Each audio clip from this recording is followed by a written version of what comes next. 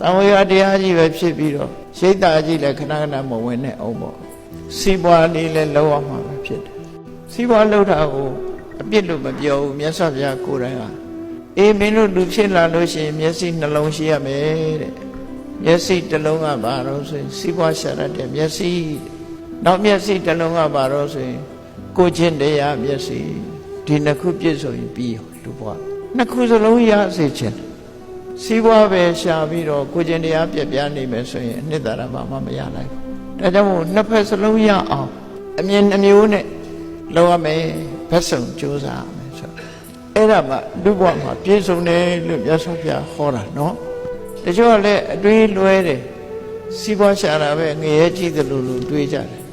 စီးပွားရှာတာကိုတချို့ကလောဘဖြစ်တယ်လို့ရှာလောဘဆိုတာစီးပွားရှာမရှာဖြစ်နေမှာစီးပွားဥစ္စာရှာတာစီးပွားဥစ္စာဖြစ်တာလောဘကြောင့်ဖြစ်တယ်ဆိုပြီးလောဘသွားပြီးတော့ချီးမွမ်းနေမချီးမွမ်းနဲ့ economy ဆိုတာလောဘမဟုတ်ဘူးပညာ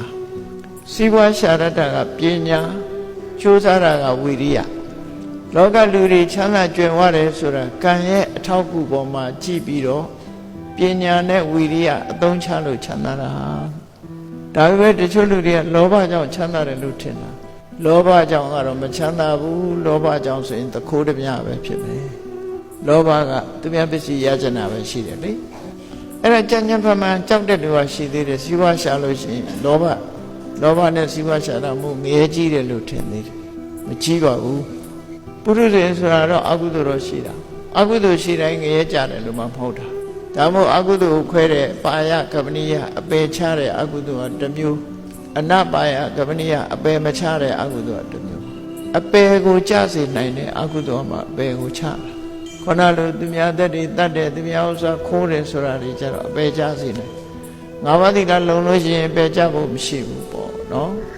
စီးပွားဥစ္စာရှာတယ်ရလာတဲ့စီးပွားဥစ္စာအကုသိုလ်ကောင်းမှုလုပ်လိုက်မယ်ဆိုလို့ရှိရင်ဓာတ်ပြည့်တောင်ရောက်သွားလိမ့်ဦးမယ်နော်ဒါကြောင့်မို့ကိုကျင်တရားလည်းကောင်းမွန်မျက်စိနှလုံးရှိရမယ်အဲ့ဒီပညာရက်ကိုရည်ညွှန်းပြီးတော့မြတ်စွာဘုရားတတ္တာသီလသုတ္တစာကပညာအဲ့ဒီချင်းငါးရက်လူတွေမှာရှိနေဖို့လိုတယ်အဲ့ဒါတွေကိုယ်တဏ္ဍာမှာရပြီဆိုတော့မှအနှစ်သာရဆိုတာရှိတယ်